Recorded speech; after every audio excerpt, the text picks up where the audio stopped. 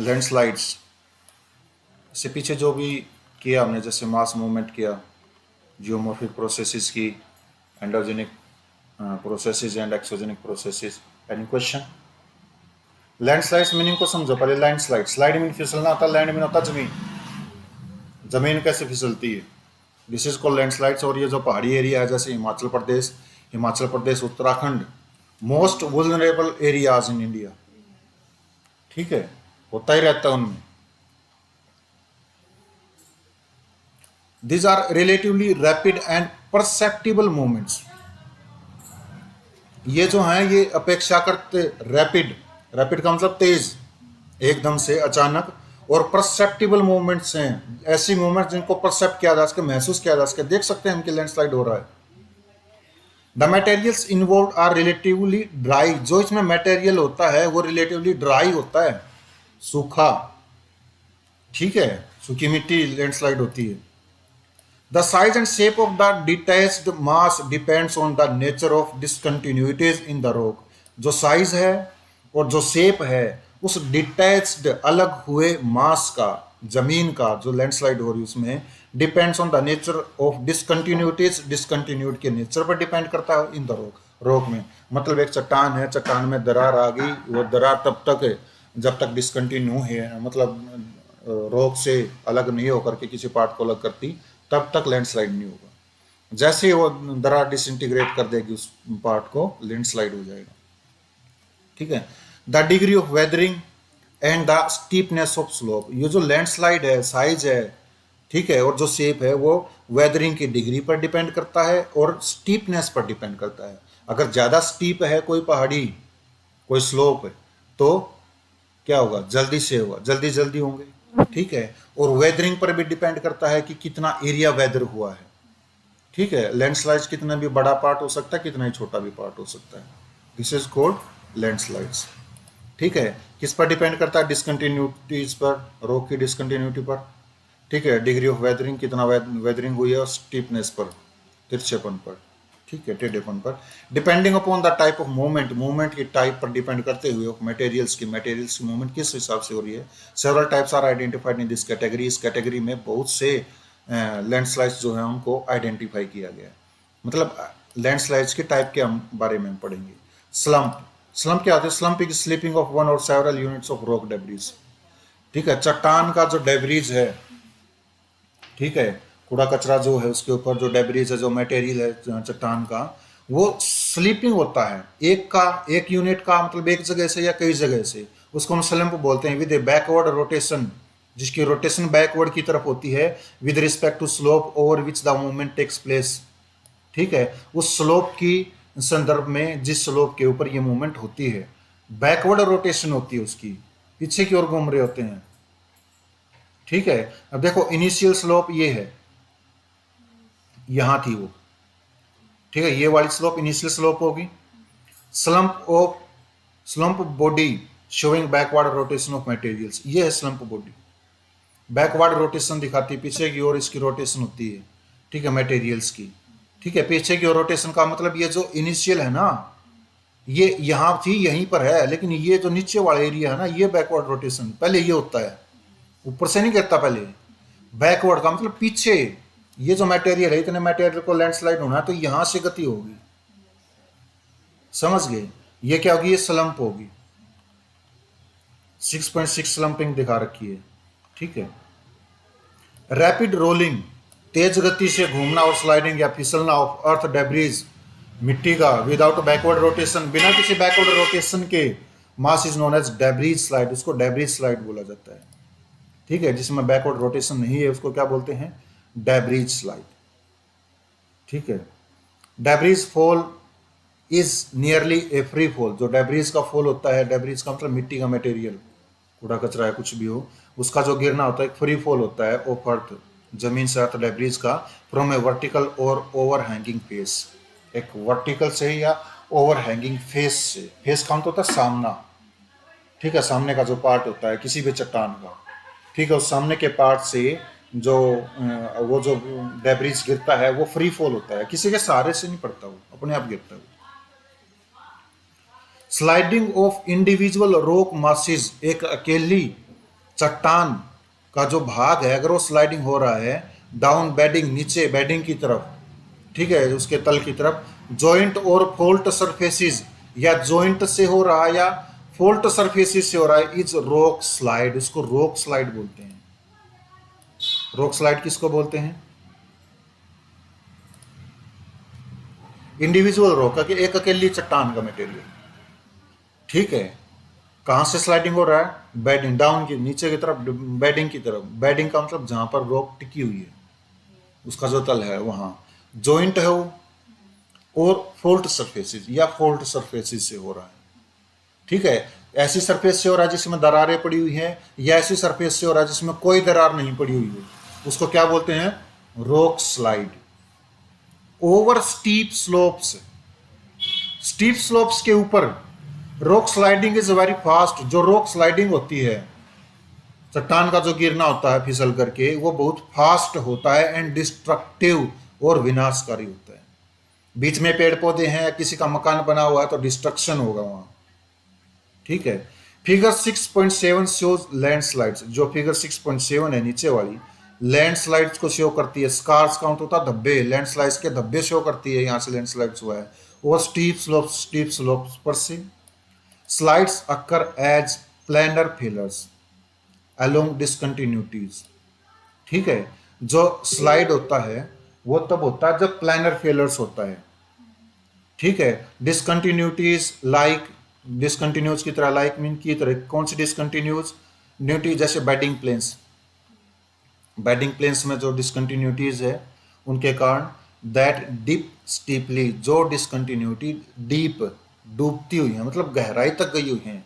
Steeply, steeply गहराई तक। Steeply गहराई का मतलब ये है कि कोई अगर चट्टान है, ऐसे चट्टान है कोई, उसमें अगर स्टीप है, ये स्टीप है, लेकिन दरार की भी तो स्टीप है, दरार ऐसे स्टीप नहीं होगी, दरार ऐसे नहीं होगी। अगर दरार ऐसे है तो कैसे फिसलेगी रोक? रोक नहीं फिसलेगी। दरार का भी स्टीप होना जरूरी है, ठीक है।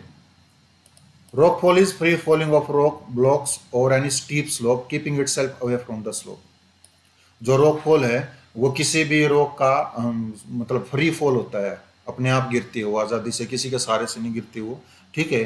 किसी भी चट्टान के टुकड़े का, रॉक ब्लॉक्स का, किसी भी स्टीप स्लोप पर से जो चट्टान का टुकड़ा उस स्लोप से अपने आप को अलग कर लेता है, this is called rock slope, ठीक है। Rock falls occur from superficial layer, जो रॉक स्लोप्स होती है, रॉक का जो फॉल्स होता है, चट्टान का जो लैंडस्लाइड होता है, वो सुपरफिशियल सरफेस से होता है, मतलब ऊपरी सतह से होता है, ठीक है। Of the rock face, rock का जो फेस है उसकी ऊपरी सतह से होता है। एन अक्रेंस दैट डिस्टिंग्विशेस, एक ऐसी घटना होती है जो डिस्टिंग्विश कर देती है, अंतर कर देती है, इट इसको रॉक स्लाइड, रॉक स्लाइड से, ठीक है। Which affects material up to a substantial depth, जो ऐसे मटेरियल्स को काफी ज्यादा गहराई तक प्रभावित करती है। कौन सा मटेरियल? एक तो रॉक स्लाइड हो गया। रॉक स्लाइड कैसे होगा? या तो बेडिंग, बेडिंग की तरफ होगा, वो सारा ही बेडिंग की तरफ होता है वैसे लगभग, जॉइंट में होगा या फोल्ट सरफेस से होगा, ठीक है। लेकिन जो रॉक फॉल है वो जॉइंट पर से नहीं होगा। यहाँ क्या होगा? चट्टान का एक ब्लॉक है वो नीचे की तरफ आएगा, ठीक है, स्टीप स्लोप से होकर के आएगा और वो अपने आप को अलग कर देगा। रॉक फॉल, रॉक फॉल में क्या होगा? रॉक फॉल में मिट्टी थोड़ी आएगी, और रॉक का एक ब्लॉक आएगा ऊपर से, ठीक है, चट्टान का एक टुकड़ा। लेकिन रॉक स्लाइड में मटेरियल डेब्रीज, ठीक है, दरारों पर से। Between mass wasting and mass movements, mass wasting में से और मास मूवमेंट्स में, which term do you feel is most appropriate? कौन से टर्म को आप अच्छा मानते हो कि मास वेस्टिंग या मास मूवमेंट से? वाई, क्यों? और क्यों मानते हो आप कि मास वेस्टिंग ज्यादा अच्छा वर्ड रहेगा, मास मूवमेंट ज्यादा रहेगा? कैन सोलिफ्लक्शन, कि जो सोलिफ्लक्शन होता है, be included under rapid flow movements? क्या सोलिफ्लक्शन भी रैपिड फ्लो मूवमेंट्स में शामिल किया जाना चाहिए? Why it can be and can not be, क्यों इसको शामिल किया जाना चाहिए और क्यों इसको शामिल नहीं किया जाना चाहिए? What do you mean by solifluction? Solifluction means होता है सॉलिड मटेरियल जब फ्लक्शन होकर के आता है, फ्लूइड होकर के बह करके आता है, उसको सोलिफ्लक्शन बोलते हैं, ठीक है। इन आवर कंट्री, हमारे देश में जो डेब्रीज एवलेंसीज हैं, debris avalanches and landslides occur very frequently in the Himalayas, Himalayas में होते हैं।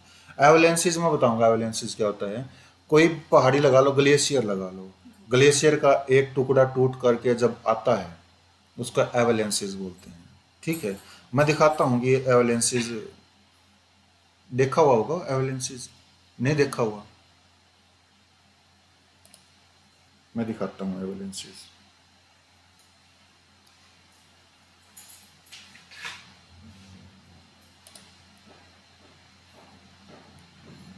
ज्योग्राफी में काफ़ी ज़्यादा इम्पोर्टेंस है ऐसे वर्ड्स की।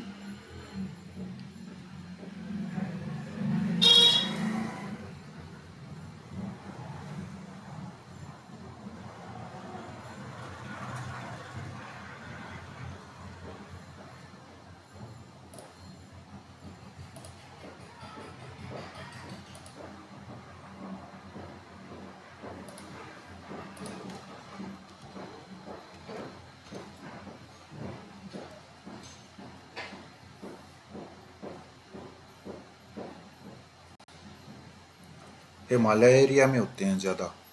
मैंने बताया था शुरू में ही कि हिमाचल और उत्तराखंड।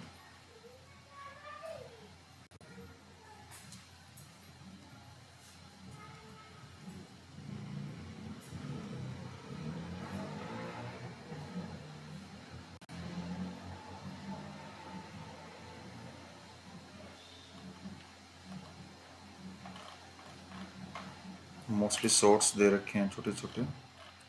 ठीक है, और ऐसी कोई video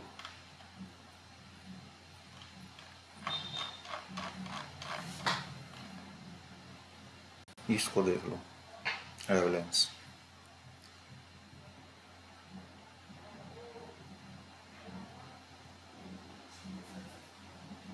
Gargantuan avalanche in Alaska. This is avalanche.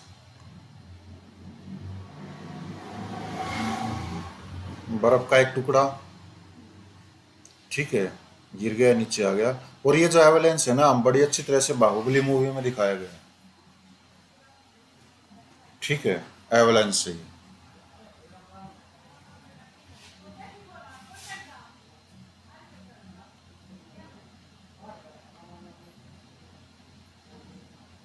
This is avalanche. आ गया समझ? हिमालयाज में ज्यादातर होता है। ठीक है, there are many reasons for this, इसके बहुत से कारण हैं। वन, एक कारण तो यह था Himalayas are tectonically active. Himalaya जो है वो tectonically active. They are mostly made up of sedimentary rocks, और वो काफ़ी ज़्यादा सेडिमेंट्री रॉक से बने हुए हैं। And unconsolidated and semi consolidated deposits, और जो सॉलिडेटेड, सेमी कंसोलिडेटेड और अनकंसोलिडेटेड मटेरियल से, मतलब जमा हुआ मटेरियल नहीं है, अनकंसोलिडेटेड मटेरियल है, या फिर आधा कंसोलिडेटेड हो चुका, आधा ठोस हो चुका है। The slopes are very steep, जो उसकी स्लोप्स हैं हिमालय में वो काफ़ी ज़्यादा स्टीप हैं, गहरी है। Compare to the Himalayas, Himalayas से कंपेयर करते हुए द नीलगिरीज, जो नीलगिरीज हैं bordering Tamil Nadu, Karnataka, Kerala and western Ghats along the west coast are relatively tectonically stable, वो तुलनात्मक रूप से टेक्टोनिकली स्टेबल हैं। And are mostly made up of very hard rocks, और मोस्टली वो हार्ड रॉक से बनी हुई है। क्या? नीलगिरीज। ठीक है,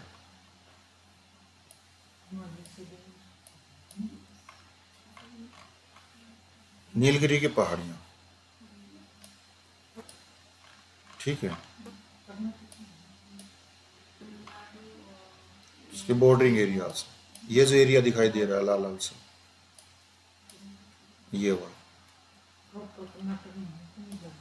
ठीक है, कुछ कर्नाटक, कुछ तमिलनाडु, कुछ केरला।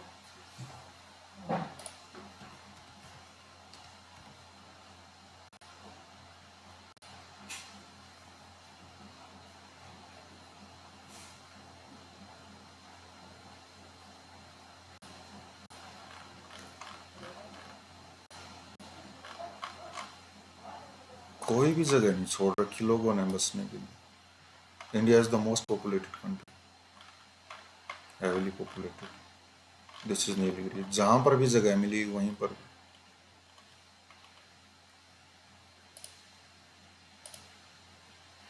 बट स्टिल, लेकिन फिर भी, debris, avalanches and landslides occur though not as frequently as in the Himalayas in this hills. हालांकि फिर भी ये जो नीलगिरी है इसमें डेब्रीज और एवलांचेस होते हैं, लेकिन उतने नहीं होते जितने हिमालयाज में होते हैं। वाई, क्यों? मैनी स्लोप्स आर स्टीपर, क्योंकि बहुत सी जो स्लोप्स हैं वो स्टीपर हैं, विद ऑलमोस्ट वर्टिकल क्लिप्स, जिनमें लगभग वर्टिकल क्लिप्स हैं, ऊर्ध्वाधर पहाड़ी क्लिप्स हैं, चट्टाने, and escarpments in the western Ghats and Nilgiris. और नीलगिरीज में और वेस्टर्न घाट्स में एस्कैर्पमेंट्स हैं, ठीक है, बांध लगाए हुए हैं। Mechanical weathering due to temperature changes, temperature change होने के कारण mechanical weathering and regions is pronounced, वो भी देखी जा सकती है, कंटिन्यू है। मैकेनिकल वेदरिंग कंटिन्यू है, टेम्परेचर चेंज कंटिन्यू है, ठीक है, इनकी अलग अलग दरें हैं, वो कंटिन्यू है। They receive heavy amount of rainfall, भारी बारिश इसके अंदर होती है, ओवर शॉर्ट पीरियड्स, थोड़े ही समय में नीलगिरीज में। सो इसलिए there is almost direct rockfall, लगभग सीधा रॉकफॉल है, प्रत्यक्ष रूप से, क्वाइट फ्रीक्वेंटली होता है इन दिस प्लेसेस, इन स्थानों पर, along with landslides and debris avalanches, ठीक है। डेब्रिज एवलांचेस के साथ साथ लैंडस्लाइड्स भी इनके साथ इसमें होता है, रॉकफॉल भी होता है। Erosion and deposition, what is erosion and deposition, ठीक है। इरोजन क्या होता है? कटाव, कहीं पर भी। डिपोजिशन होता है जमाव, कटाव और जमाव क्या होता है? Erosion involves acquisition and transportation of rock debris. Erosion में चट्टान के डेब्रीज को एक्विजिशन और ट्रांसपोर्टेशन शामिल है। एक्विजिशन का मतलब इरोजन, इरोजन हो गया उसका, ठीक है, एक्वायर कर लिया वो, और वो कहीं पर ले जा करके क्या करता है? डिपॉजिट करवा दिया। This is called transportation. Deposition में ट्रांसपोर्टेशन होता है, विदाउट ट्रांसपोर्टेशन डिपोजिशन नहीं। व्हेन मैसिव रॉक्स ब्रेक, जब भारी चट्टानें टूटती हैं इनटू स्मॉलर फ्रैगमेंट, छोटे छोटे टुकड़ों में, through weathering and any other processes, अपर्दन या किसी दूसरी क्रिया के माध्यम से, erosional geographic agents, geomorphic agents जो हैं इरोजन करने वाले, like running water, ground water, glaciers and wind waves, और हवा होगी, वेव्स होगी, लहरें होगी, रिमूव एंड ट्रांसपोर्ट इट, वो इसको हटा देती हैं और इसको लेकर के चली जाती हैं टू अदर प्लेसेस, दूसरे स्थानों पर, depending on the dynamics of each of this agents. वो इनमें से प्रत्येक एजेंट्स के डायनामिक पर डिपेंड करता है कि वो कितनी दूर तक इनको लेकर के जाते हैं, कहाँ जमा कराते हैं, ठीक है। एब्रेजन, देखो ये वर्ड है समझने के, एब्रेजन क्या है? Abrasion by rock debris carried by this geomorphic agents also aids greatly in erosion. जो एब्रेजन होता है रॉक डेब्रीज के द्वारा, जो इन जियोमॉर्फिक एजेंट्स के द्वारा ले जाया जाता है, वो रॉक डेब्रीज, उनके द्वारा एब्रेजन भी इरोजन में काफी ज्यादा सहायता करता है। What do you mean bye abrasion? मान लो रॉक है, रॉक से मटेरियल स्लाइड हो रहा है, वो मटेरियल भी तो फ्रिक्शन करता है, उस फ्रिक्शन के माध्यम से भी तो और स्लाइड होता है, इरोजन होता है, वो होता है एब्रेजन। बाय इरोजन, इरोजन के माध्यम से रिलीफ डिग्रेड्स, जो उच्चावच है, मतलब ऊंची जो भूमि है, डिग्रेड्स होती है, उनका स्तर जो है वो नीचा जाता है। दैट इज अर्थात द लैंडस्केप इज वर्न डाउन, जो लैंडस्केप है वो घिस जाती है। दैट मीन्स, जिसका मतलब है दो वेदरिंग एड्स इरोजन, हालांकि जो वेदरिंग है वो इरोजन में सहायता करती है, it is not a precondition for erosion to take place, यह इरोजन के होने की पहली कंडीशन नहीं है वेदरिंग, समझ गए? इरोजन होता है, बिना वेदरिंग के भी होता है, वेदरिंग के साथ भी होता है। वेदरिंग केवल हेल्प करती है। Weathering, mass wasting and erosion, जो मास वेस्टिंग है और जो इरोजन है, वेदरिंग है, आर डिग्रेडेशनल प्रोसेसेस, वो डिग्रेडेशनल क्रियाएं होती हैं, प्रक्रियाएं होती हैं। डिग्रेडेशनल प्रक्रिया का मतलब होता है वो स्तर को नीचे लेकर के आती हैं, हाइट छोटी करती हैं किसी भी चीज की।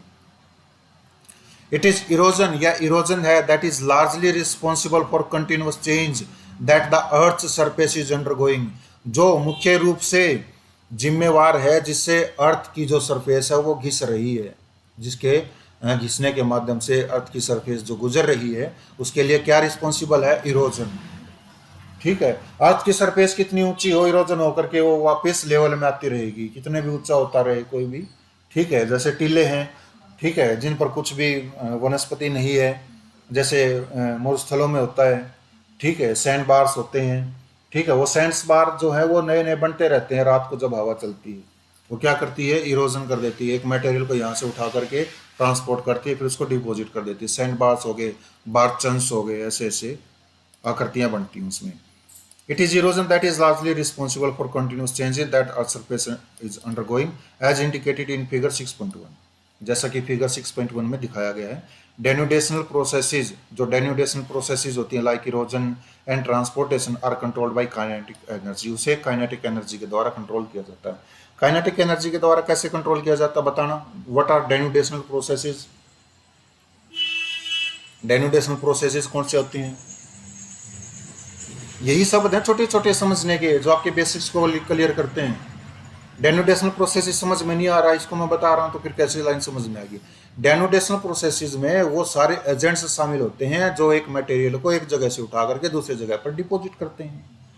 वो चाहे रनिंग वाटर हो गया, वो चाहे हवा होगी, वो चाहे करंट होगी, कुछ भी हो गया, वो डेनोटेशनल प्रोसेस होता है। डेनोटेशनल प्रोसेस जो इरोजन हो गया, ट्रांसपोर्टेशन जो है वो controlled by kinetic energy.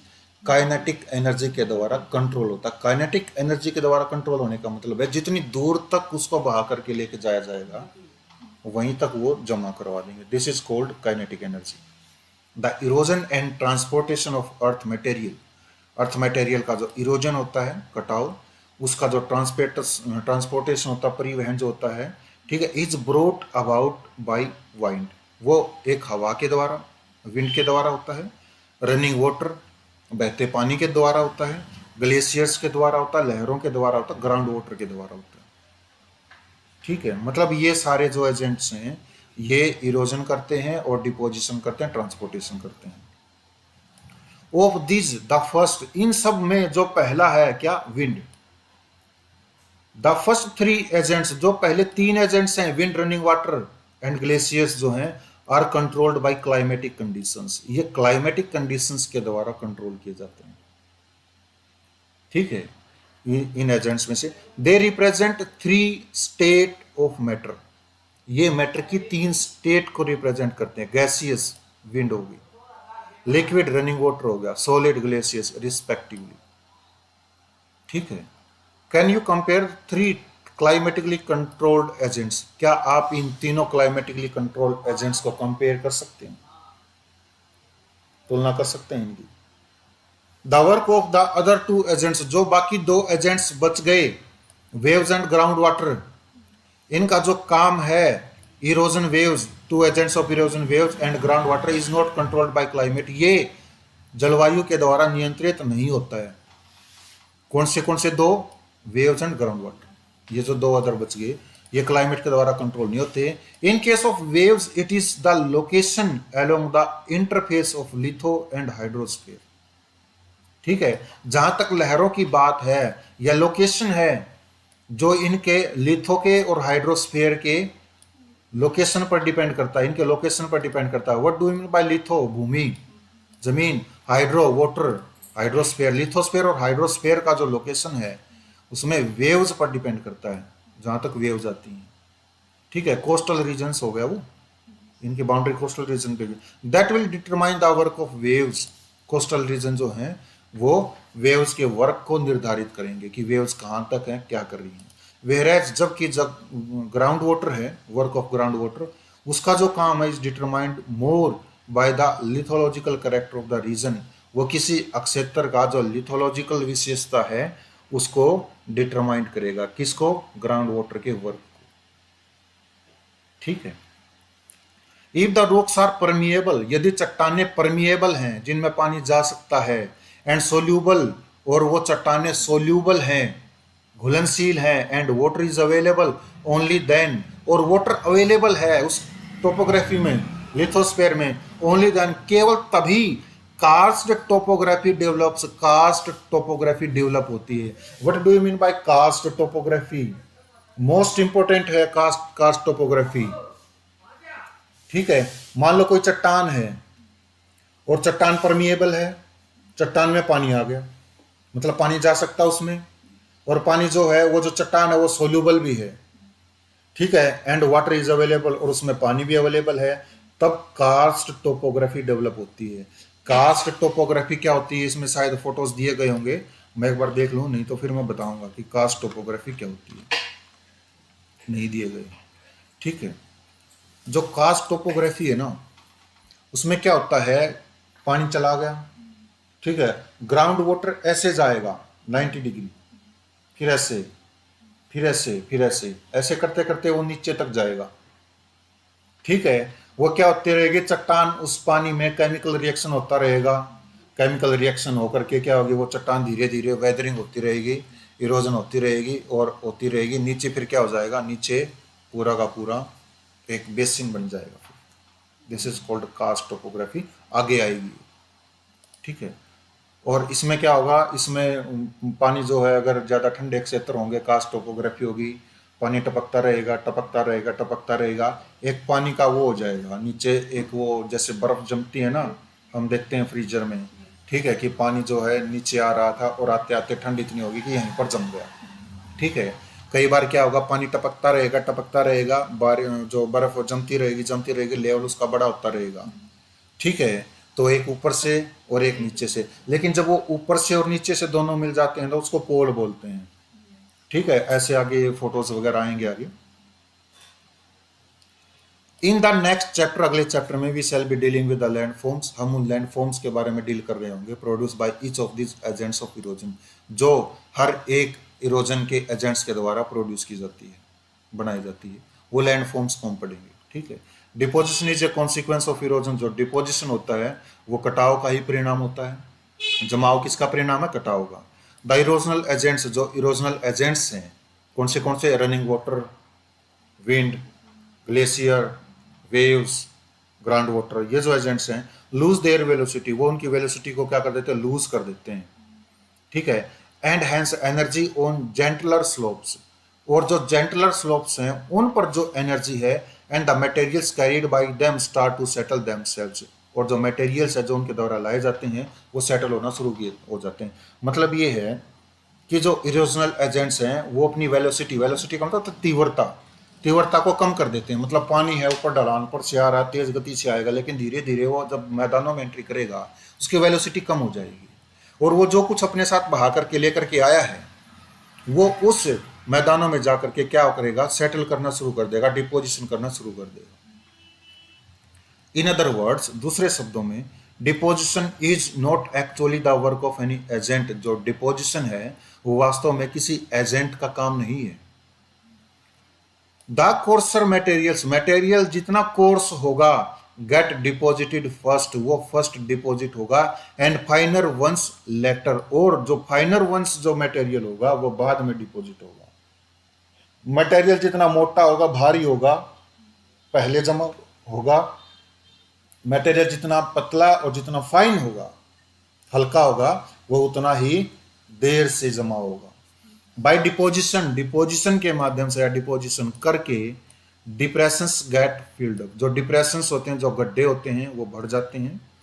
The same erosional agents, वही इरोजनल एजेंट्स जो इरोजन करता था, कटाव करता था, जैसे कि running water, glacier, wind waves and ground water act, वो काम करते हैं एज एग्रेडेशनल, एग्रेडेशनल का काम करते हैं, और डिपोजिशनल एजेंट्स आल्सो, और या डिपोजिशनल एजेंट्स का काम करते हैं।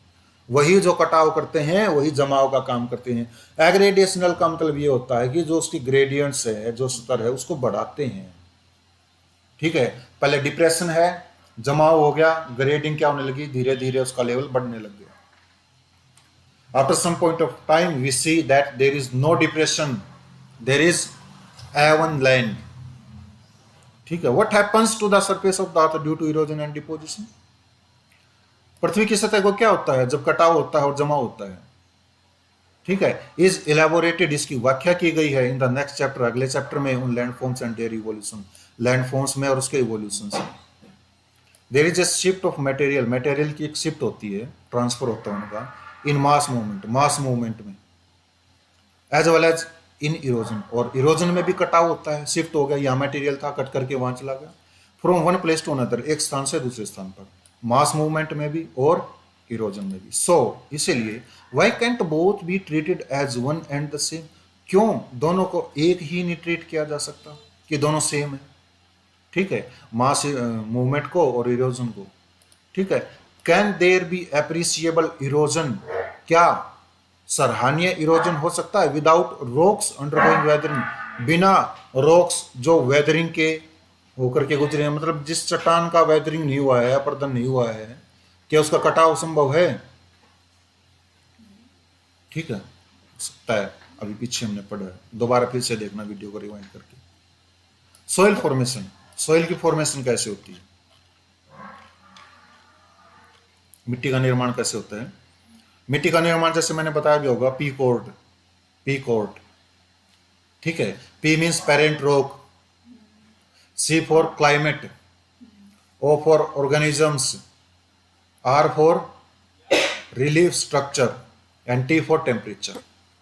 इनके माध्यम से सॉइल का फॉर्मेशन होता है। हम देखते हैं, you see plants growing on soils, आपने देखे होंगे पौधे जमीन पर उगे हुए।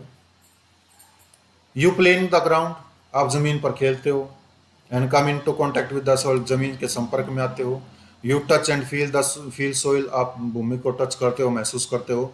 And soil your clothes with while playing, और अपने कपड़ों को भी गंदा कर लेते हो जब आप खेल रहे होते हो। कैन यू डिस्क्राइब इट, क्या आप इसको डिस्क्राइब कर सकते हो? Soil is a dynamic medium in which many chemical, physical and biological activities go on constantly.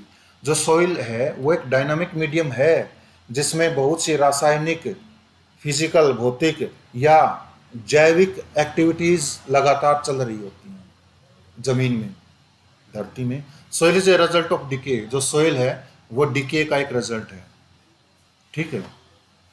It is also the medium for growth, और यह ग्रोथ का भी मीडियम है, वृद्धि का भी एक माध्यम है। It is a changing and developing body, यह एक परिवर्तन होती हुई और विकसित होती हुई बॉडी होती है। इट हैज मनी कैरेक्टरिस्टिक, इसकी बहुत सी विशेषताएं हैं। That fluctuate with in the season, जो सीजन टू सीजन बदलती रहती हैं, बढ़ती घटती रहती हैं। इट में भी अल्टरनेटिवली कोल्ड, यह वैकल्पिक रूप से ठंडी भी हो सकती है एंड गर्म भी हो सकती है, और ड्राई एंड मॉइस्ट, और सूखी और नम भी हो सकती है। Biological activities slowed, biological activity जो कम भी हो सकती है, और स्टॉप, रुक भी सकती है। If the soil becomes too cold or too dry, यदि सोइल जो है वो काफ़ी ज़्यादा ठंडी और काफ़ी ज़्यादा गर्म हो जाती है। ऑर्गेनिक मैटर इंक्रीजेज, जो ऑर्गेनिक मैटर हैं वो बढ़ जाते हैं। व्हेन लीव्स फॉल और ग्रासेस डाई, जब पत्ते नीचे गिरते हैं या जो घास है वो सूख जाती है। Any question? Process of soil formation, देखते हैं सॉइल फॉर्मेशन की प्रोसेस को, क्या क्या प्रक्रियाएं हैं। सॉइल फॉर्मेशन और पैडोजेनेसिस डिपेंड्स फर्स्ट ऑन वेदरिंग। जो सॉइल फॉर्मेशन है, भूमि का जो निर्माण है, या हम उसको पैडोजेनेसिस भी कह सकते हैं, ठीक है, वो वेदरिंग पर डिपेंड करता है, अपर्दन पर डिपेंड करता है। इट इज दिस वेदरिंग, यही है वेदरिंग, अपर्दन, मेंटल, ये मेंटल अपर्दन हो रही है। Depth of the weather material, ठीक है, मेंटल क्या है? Depth of the weathered material, weathered material की जो गहराई है, which is the basic input for soil to form, जो जमीन को निर्माण करने का बेसिक इनपुट होता है। क्या? Weathering, mental.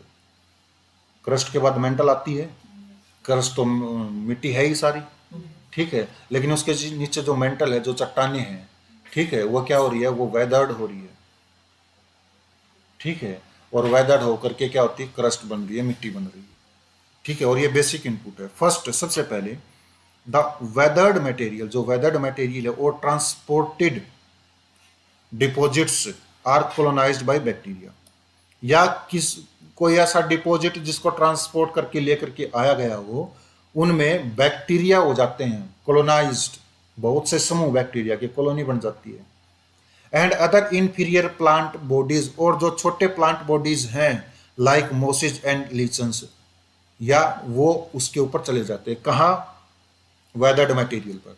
मटेरियल वेदर्ड हो गया, जैसे कि चट्टानी, पहाड़ियां, वो थोड़ी सी वेदर्ड होगी, ऊपर से पतली सी परत हो गई, तो सबसे पहले क्या जाएगा? या तो उस पर बैक्टीरिया कोलोनाइज हो जाएंगे, या मोस एंड लीचन्स हो जाएंगे। ये छोटे छोटे पौधे होते हैं मोस एंड लीचन्स के, मैं दिखाता हूँ मोस एंड लीचेंस को।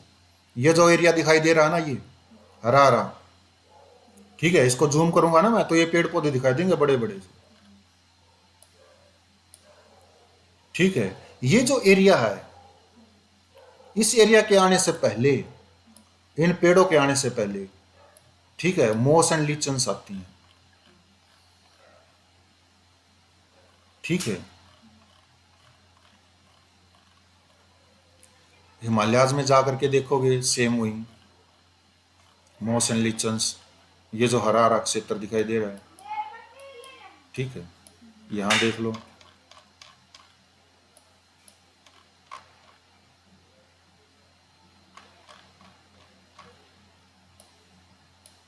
ये जो चट्टाने है ना, रॉक्स है, ठीक है, ये जो देखो है ना, ये देख रहे हो ये एरिया, यहाँ तो पेड़ हो गया, लेकिन यहाँ वाला जो एरिया है टेम्परेचर की वजह से, पीवीटी चेंजेस की वजह से, ये क्या होगा, ये सबसे पहले वेदर्ड होगा।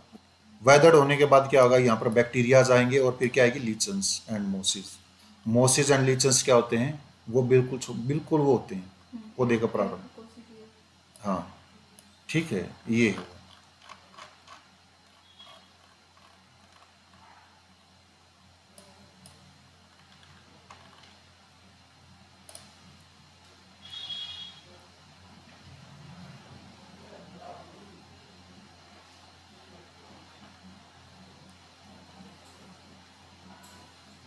आल्सो सेवरल माइनर ऑर्गेनिजम्स, इसके अतिरिक्त अनेकों छोटे छोटे जीव जो हैं, organisms, may take shelter within the mantle, वो मेंटल में शेल्टर ले सकते हैं, एंड डिपॉजिट्स, और डिपॉजिट्स में भी क्या कर सकते हैं, शरण ले सकते हैं, उसमें हो सकते हैं। द डेड रिमेन्स, जो डेड रिमेन्स हैं, मृत चीज़ों के, मृत कुछ भी हो, मृत जीवों के जो अवशेष हैं, ऑफ ऑर्गेनिजम्स, ऑर्गेनिजम्स के, एंड प्लांट्स के, हेल्प इन ह्यूमस एक्यूमुलेशन, वो ह्यूमस एक्यूमुलेशन में सहायता करते हैं। माइनर ग्रासेस, छोटी छोटी घास, एंड फर्म्स, और झाड़ियां में ग्रो, पैदा हो सकती हैं वेदर्ड मटेरियल पर। लेटर बाद में बसिस, झाड़ियां आ जाएंगी। And trees will start growing, और जो ट्रीज हैं, पेड़ पौधे जो हैं, पौधे जो हैं, पेड़ जो हैं, स्टार्ट ग्रोविंग थ्रू सीड्स, बीजों के माध्यम से वो बड़ा होना शुरू कर देंगे। Brought in by birds and wind, जो बीज हवा के द्वारा और पक्षियों के द्वारा वहां लाए जाते हैं, फिर क्या हो जाएंगे,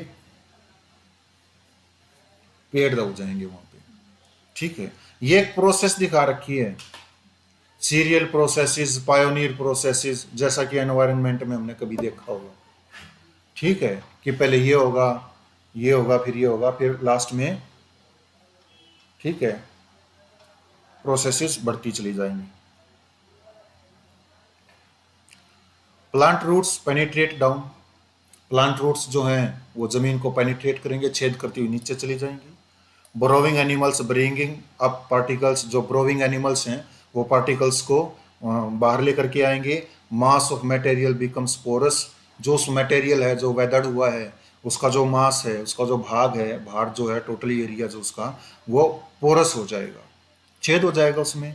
and sponge like with a capacity, और वो स्पंज लाइक भी हो जाएगा, वो जो मटेरियल है छेद होकर के, with a capacity to retain water, वो अपने अंदर वाटर को रख सकेगा, उसकी कैपेसिटी हो जाएगी। And to permit the passage of air, और वो हवा को पास होने देगा। एंड फाइनली मेचर सॉइल, और अंततः सॉइल जो है वो मेचर हो जाएगी, ठीक है। A complex mixture of mineral and organic product forms, और मिनरल का और ऑर्गेनिक प्रोडक्ट्स का एक कॉम्प्लेक्स मिक्सचर बन जाएगा। इस प्रकार से सॉइल क्या हो जाएगी, फॉर्मेशन हो जाएगी। पहले मटेरियल वेदर्ड होगा, वेदर्ड होकर के उसमें सबसे पहले बैक्टीरिया कॉलोनाइज्ड हो जाएंगे, बैक्टीरिया कॉलोनाइज्ड होकर के उसके ऊपर क्या हो जाएगा, लीचन एंड मोस आ जाएगा। लीचन एंड मोस आने के बाद क्या हो जाएगा कि विंड के द्वारा और पक्षियों के द्वारा वहाँ पर बीज आ जाएंगे, ठीक है, छोटी छोटी झाड़ियाँ उगेंगी, फिर पेड़ बन जाएंगे, और पेड़ जैसे ही बड़े होते चले जाएंगे, उनकी जो जड़ें हैं उस मटेरियल को पोरस बना देंगे, स्पंज लाइक बना देंगे, क्योंकि जड़ें क्या करेंगी, छेद करेंगी, नीचे नीचे जाएंगी, फिर क्या होगी, मेचर्ड सॉइल हो जाएगी। This is the process. Is weathering solely responsible for soil formation? क्या जो वेदरिंग है, अपर्दन जो है, वो एकमात्र पॉसिबल है सॉइल फॉर्मेशन के लिए? इफ नॉट, यदि नहीं तो क्यों, क्यों नहीं? ठीक है। Pedology is soil science. जो पेडोलॉजी होती है वो सॉइल साइंस होती है। पेडोलॉजिस्ट इज ए सॉइल साइंटिस्ट। जो पेडोलॉजिस्ट होता है वो सॉइल साइंटिस्ट होता है। ऐसे ऐसे वर्ड मैं बहुत अच्छी तरह से करवा चुका हूं तुम्हें। ठीक है। Soil forming factors, is it enough today?